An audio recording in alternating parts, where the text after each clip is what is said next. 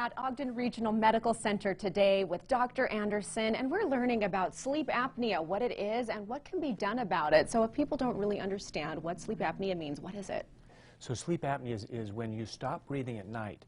And so basically as you try to breathe in, oxygen will not get to your lungs. So there's an obstruction somewhere along the pathway between your mouth and nose and your lungs. So it's a blockage of air. And what are people experiencing throughout the night? Just waking up, restless, can't fall back asleep? Exactly. Probably the most common symptom they have is snoring. So a lot of the people will have snoring. And in addition to that, they frequently will stop breathing, so their bed partner may notice that they're making lots of noise, they're snoring, and then there'll be a pause, and by definition it usually lasts at least 10 seconds, and then there'll be like a gasping sound where they take a big breath in. But often they're moving around more than normal, they're tossing and turning, they're waking up frequently during the middle of the night, and it's very disturbing, as you can imagine, to their bed partner too. So often they may end up sleeping in a different bedroom because of that. Right, they just can't take it. They just can't take it now, anymore. You'd think people would know if they were dealing with this issue, but that's not always the case. Yeah. So it's estimated that it's a very common problem in the United States. In fact, it's estimated there's about 25 to 26% of adults between age 30 and age 70 in America that have sleep apnea. And it is felt the great majority of these people are undiagnosed. In other words, they are not aware that they have a problem.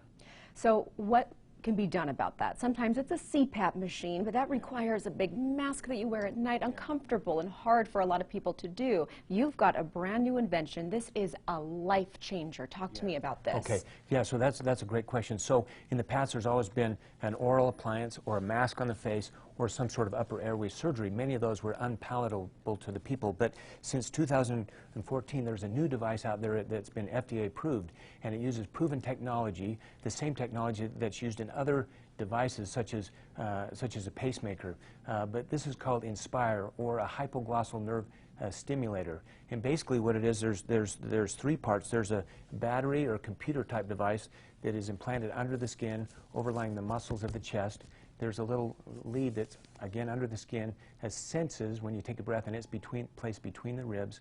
And then another wire or lead that's implanted beneath the skin up in the neck, and it has a little cuff that wraps around the nerve that goes to the tongue.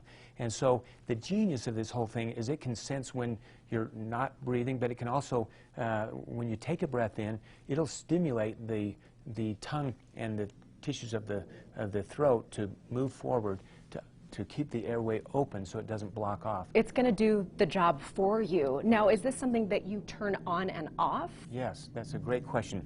So basically, it's not on during the day, but at night, before you go to bed, you have like a little remote control that you'll click on that turns it on, and it usually gives you like a 30-minute delay to fall asleep. And then when you wake up in the morning, you just click and it turns off. So you really don't even notice it while you're sleeping. Unbelievable. An easy surgery? And the surgery is straightforward. It's an outpatient surgery, and it's covered by most insurances, so it's really a nice thing. Oh my goodness. Now, who is a good candidate for this? Most people with sleep apnea, would you say? So that's a great question. There are specific guidelines of who would be a good candidate. Usually you have to have moderate to severe sleep apnea, and you also have to have tried a CPAP mask and failed. And then there are some age requirements. Usually it's for adults, not children, and those are the main requirements. This is a common problem. We all know somebody who's really going to benefit from this information. Where can people find out more and come and talk to you? So that's great. So I work at Ogden Clinic, which is a multi-specialty clinic here in Ogden, and you can call us at 801-475-3072. You can also go to visit ogdenclinic.com, or you can call the hospital here at Ogden Regional Medical Center, and they can give you information on it too. The hospital has been a great partner with us in getting this technology here to Ogden. Perfect. Incredible. Thank you so much for taking the time today. Thank you so much.